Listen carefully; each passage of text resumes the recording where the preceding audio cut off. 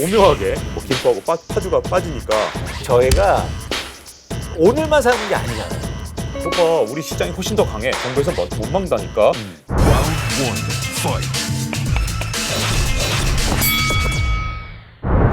2020년 들어서 시장에서 가장 많이 매도 물량을 내놓는 주체가 법인입니다. 역설적으로. 그러니까 이게 딱 듣는 순간 박 기자 어떤 생각이 드세요? 선수들은 팔고 팔기 시작했다는 거죠. 예. 이제 뭔가 시장에서 여기서 더 좋아질 수 있을까?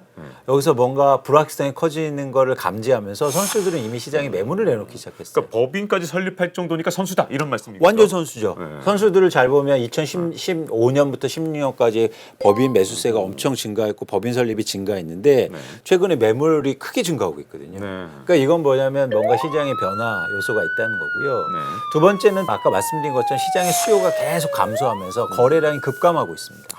뭐 단기적으로 5월에 4월보다 거래량이 증가한 거 이런 걸 떠나서 연도별로 보면 거의 30%씩 계속 거래량이 감소하고 있거든요. 근데 이건 정부에서 인위적으로 규제 하도 많이 해서 거래량이 감소했다 이렇게 또 주장할 수도 있을 것 그렇죠. 근데 규제가 바뀌지 않잖아요. 규제는 그대로니까. 그렇죠. 그러면 수요가 계속 감소하고 있다는 건 시장이 굉장히 불안 요인인 거예요. 가격의 논리상 수요가 감소하면 가격이 하락할 가능성이 굉장히 크잖아요. 네. 변동 요인 때문에.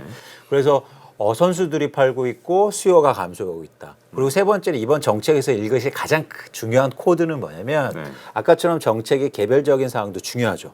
그런데 정책이 되게 빨라지고 있고 더 강력해지고 있다는 거예요. 뭐냐면 앞으로 어떤 정책이 또 나올지 몰라요. 계속 남아있는 정책이 있고 더 강력한 건 쓰겠다 이렇게 계속 말하잖아요. 근데 이건 또 반대로 22번이나 규제책이 나오면서 시장에서는 만약에 또 오른다면 야 그거 봐 우리 시장이 훨씬 더 강해. 정부에서 못 막다니까 이렇게 시장의 내성을 키웠다 이렇게 보는 쪽도 있더라고요. 근데 그건 정책의 독특한 특성을 좀 읽으실 필요가 있습니다. 네네. 왜냐하면 정책이라는 건 시간이 걸리는 문제예요. 정부 정책이 바로 나오면 그 주에 가격이 빠지거나 그 달에 가격이 빠지지는 않아요. 누적적으로 영향을 미칠 텐데 지금 정책이 계속 쌓여가고 있어요. 이런 것들이 되게 무서운 거죠. 어느 순간 한 번에 확 영향을 미칠 수 있거든요. 물이 끓기 전까지 계속 가열해도 그렇습니다. 물이 끓는 거 딱 100도가 넘어야 끓으니까 그렇습니다. 그게 건가요? 이제 일종의 임계치로 점점 다가가고 있고 근데 되게 재밌는 현상이 또 있는데 여러분 시장을 아주 객관적으로 한번 보시죠. 예를 들어서 서울에 그냥 아파트가 두 채 있다고 생각해 보세요. 하나는 10억짜리고 하나는 5억짜리입니다. 단순하군요. 시장에 딱 15억. 네. 근데 그동안 10억짜리가 올랐죠. 네. 10억짜리가 예를 들어서 10% 올라서 11억이 됐어요. 5억은 안 올랐죠. 근데 최근 어떤 현상이 벌어지냐면 11억짜리가 다시 10억이 됐어요. 네네. 그럼 몇 프로 빠졌냐면 9%가 빠진 겁니다. 그러면 이거는 결론적으로 가격은 제자리인데 플러스 1% 오른 거예요. 그죠? 그죠? 네, 그러네요. 근데 5억짜리가 최근에 올랐죠. 5억이 뭐냐면 10%가 올랐어요. 그럼 뭐 5천만 원이 오른 거죠. 근데 5억짜리가 5억 5천이 돼서 10% 올라서 이거 10% 플러스 마이너스 9% 하니까 시장에는 1% 오른 것처럼 나타나는 거죠. 어떤 현상을 말씀드리는 거냐면 시장의 전형적으로 사이클의 마지막 국면에 이런 현상들이 벌어집니다. 왜곡 형상. 그래서 마치 수익률로 보면 오른 것처럼 느껴져요. 그냥 이거는 쉬우시죠. 10억짜리가 10억 오르면 10% 오른 건데 제자리로 가도 1% 오른 것처럼 느껴져요. 그러니까요. 말씀을 듣고 보니까 진짜 그런데요. 그래서 이 전문가들이 뭐라고 얘기하냐면 퍼센티지로 올랐다는 거예요. 그리고 작은 아파트가 조금 오르면 더 상승률이 커 보이죠.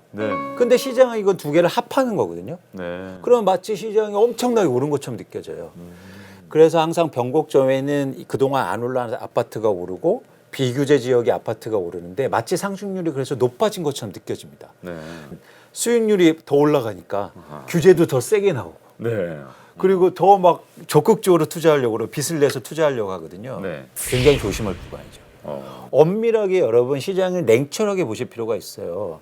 지금 강남의 아파트들이 정고점을 뭐 넘는다 이런 얘기는 하지만 대부분의 아파트들은 절대 지금 정고점을 못 넘어가고 그냥 제자리 수준이나 하락하고 있는 그런 상황입니다. 그런데 대출이 가능한 9억 원 이상짜리 아파트가 올랐잖아요. 조금 올라도 상승률이 커 보이는 거죠. 금액이 작으니까. 근데 이건 떨어져도 금액이 크니까 조금 빠져 보이고. 그러니까 이런 현상들이 저는 뭐 이렇게 얘기하면 그렇지만 사이클의 그 고점, 변곡점에서 일어나는 대표적인 현상들이 최근에 일어나고 있다. 그래서 제가 누누이 얘기하지만 저는 그래서 제가 1년 후 집값 전망, 2년 후 집값 전망을 하는 게 아니고 실수요자가 집을 사시면 최소한 서울에서는 6년 이상, 7년 이상은 거주하고 보유하고 계셔야 되잖아요. 네. 그러면 좀 긴 호흡으로 저희가 접근하실 필요가 있다는 거죠. 그런 네. 관점에서는 지금 좀 변곡점에 위치해 있다. 그래서 항상 유의할 필요가 변곡점이라는 건 지금은 오르고 있지만 언젠간 하락 반전되는 그 직전 상황 이런 말씀하시는 그렇습니다. 여러 가지 징후를 볼 때. 네. 아까처럼 다시 정리해드리자면 선수들 빠지고 있고 거예요? 네. 거래량 감소하고 있고 네. 규제는 더 강력해지고 있고 네. 그리고 여러분이 보시는 지표에 왜곡 현상들이 일어나고 있다는 거죠. 그럼 그 변곡점이 언제쯤 이렇게 꺾이는 그 신호는 뭐 나오거나 어떤 방식이 있나요? 어떤 변곡점이 일어나냐면 네. 거래량이 다시 회복하는데요. 네. 가격은 빠져요. 아, 그게 신호군요. 그렇죠. 왜 이런 현상이 일어나냐면 네. 집을 갖고 있는 사람들이 시장에 매물을 증가시키는데 수요가 없을 때 이런 현상이 일어납니다. 아, 그럴 때 그렇죠. 거래량 증가했다고 야 이거 집값 오르겠구나 이렇게 생각하면 위험하다 이거죠. 집값이 빠지면서 집값이 그러는 건데. 빠지면서. 근데 이제 그런 식으로 추세적으로 가면 집값이 바닥을 찍을 가능성이 있죠. 네. 과거에도 집값이 하향하는 구간에는 항상 이렇게 변해요. 그런데 빠졌다가 다시 회복됐다가 다시 빠졌다가 회복했다고 그 대신 이제 일식선상에 그거 보면 계속 하향 추세의 추세를 보이죠. 그래서 앞으로는 이런 현상이 이어질 가능성이 전 크다고 보고 있고 네. 가장 근저에는 말씀드린 것처럼 시장의 수요가 감소하고 있고 그리고 호시탐탐 언제 팔까?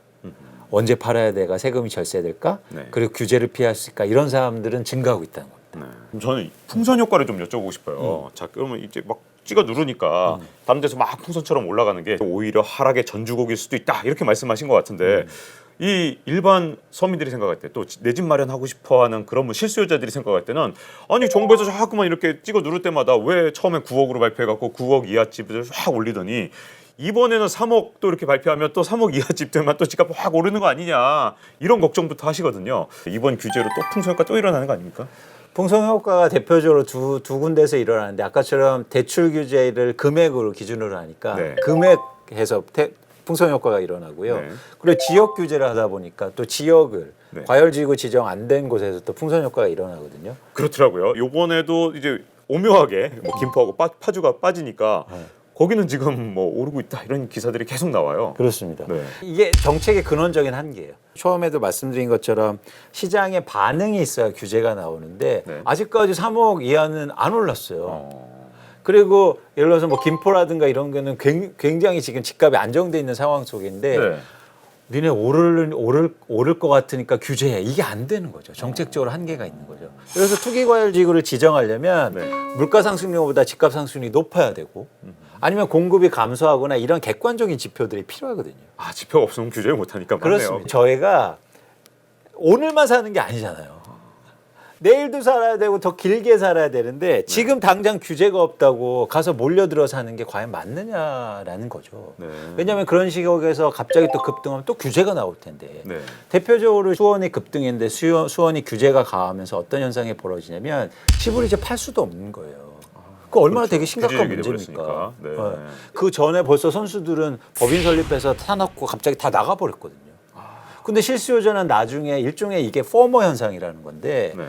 페어 오브 미싱 아웃이라서 나만 못할 것 같아. 네. 그럼 규제 안 닿는 데서 막 사야지. 네. 이렇게 해서 실제로 필요한 사람들이 그리고 그동안 소외받던 사람들이 그 지역 몰려들어서 집을 사는 거예요. 네. 그래서 안타깝게도 그 이후에나 또 규제가 나온다는 겁니다. 그래서 이거를 이제 정책 측면에서 고민도 해야 되고 사실은 실수요자나 사는 입장에서 고민을 해봐야죠. 그래서 항상 정책을 보실 때 제발 오늘만 사시지 마라. 내일도 보시고 규제도 또 나올 건데 이렇게 플로우 관점에서 접근하시면 좋겠다는 거고 그리고 정책도 이렇게 후행적으로 규제를 하는 게 보고 뭔가 좀 범규제가 필요하다는 겁니다. 네. 그러니까 단순하게 지역 규제나 핀셋 규제 이런 걸 떠나서 전체적으로 투기나 투자 수요를 규제할 수 있는 방안 네. 그리고 시장 안정화를 전체적으로 할 수 있는 그런 정책들에 대해서 고민이 필요한 거죠. 근데 저는 이제 항상 이게 궁금해요. 그런 것들을 분명히 알 텐데 네. 왜 안 나올까? 그러니까요. 이거 뭔가 좀 다른 생각이 있는 게 아닌가 이제 생각을 하는 건데 어쨌든 정부에서 이거 다 예측할 수 있는 거 아닙니까? 근데 왜 이렇게 매번 이렇게 규제가 나올 때마다 어떻게 보면 좀 뭐가 빠져 있는 느낌? 그러다가 나중에 그 후속 대책 계속 나오는 느낌이 나오니까 그렇죠. 좀 답답하다는 생각이 좀 들어요. 이런 그렇죠. 상황에서. 정부는 정책을 만들 때 내일을 보지 말고 오늘만 생각하셨으면 좋겠어요. 이 정책을 통해서 내가 시장을 진짜 제대로 잡아보겠다. 네. 그러면 올바른 정책, 그러니까 시장에 먹히는 정책이 나오지 않겠냐 이런 생각을 해봅니다. 네. 근데 아까 이제 수원 얘기를 하시면서 이제 규제 지역이 됐기 때문에 팔지도 못하고 되게 어렵게 됐다고 말씀하셨는데 혹시 정부의 규제가 없더라도 지금 현재 규제 지역에서 빠져 있는 지역도 혹시 나중에 뛰어든 사람들은 위험한 투자가 될 수도 있는 건가요? 그렇죠. 말씀 들어보니까 이번에는 좀 고강도 정책이 나와서 시장에 먹힐 것 같으니까 이 실수요자 입장에서는 조금 주의해야 될 구간, 이 구간이 앞으로 2020년 하반기에 좀 펼쳐진다 이렇게 볼 수 있는 건가요, 그러면? 그렇습니다. 뭐 일부 풍산 효과라든지 저가주택, 중저가주택에 최근에 급등한 측면이 있는데요. 시장의 전체적인 모습을 보시면 지난해부터 시장의 변동폭이 굉장히 커지고 있어요. 갑자기 올랐다가 갑자기 빠지기도 하고 갑자기 또 올랐다가 갑자기 빠지기도 하거든요. 그게 어떤 의미죠? 시장이 불안한 거죠. 투자에서 가장 리스크한 거는 불확실성입니다. 네. 불확실성 측면에서 이렇게 막 그래프가 이렇게 움직이는데 이거는 기회라고 볼 수 없는 거거든요. 물론 우리가 막 신이라면 여기 밑에서 하면 좋죠. 네. 그러면 몇 달 만에 막 1억씩 오르고 이러면 좋은데 사실 되게 재미난 게 또 집이 없으신 분들이나 실수요자들은 심리적으로 가장 쫓길 때가 가격이 오를 때예요. 불안하죠. 잘 생각해 보세요. 2020년 1분기 딱 들어오면서 집값이 조정받기 시작했어요. 갑자기 전문가들도 지난해 여론조사에 보면 대부분 상승을 얘기하다가 올해 1분기엔 대부분 또 하락으로 돌아섰습니다. 네, 이광수 연구원이 외롭지 않았어요. 그리고 또 그래도 애매한 것은 대부분 뭐 약보합 뭐 네, 이런 네. 용어를 되게 쓰시는데 이게 얼마나 되게 리스크한 겁니까? 네. 사실은 저희가 집을 주식 투자처럼 한두 달 만에 아니면 매일매일 이렇게 거래할 수 없는 거잖아요. 네. 그런 관점에서 시장의 변동폭이 굉장히 커졌다. 네. 이건 되게 리스크한 겁니다. 이럴 때는 좀 주의해서 좀 네. 시장 접근해야겠군요. 네. 이렇게 부동산 얘기를 듣다 보니까 벌써 마칠 시간이 다 됐는데요. 네. 자, 많은 분들이 어떤 시장의 향방을 좀 가늠할 수 있는 그런 계기가 됐을 거라고 저는 확신하면서 오늘 마치도록 하겠습니다. 박종훈의 경제한방 이제 마칠 시간이고요. 지금까지 미래에셋 배우의 이광수 연구위원을 모시고 함께했습니다. 오늘 감사합니다. 감사합니다. Round one, fight.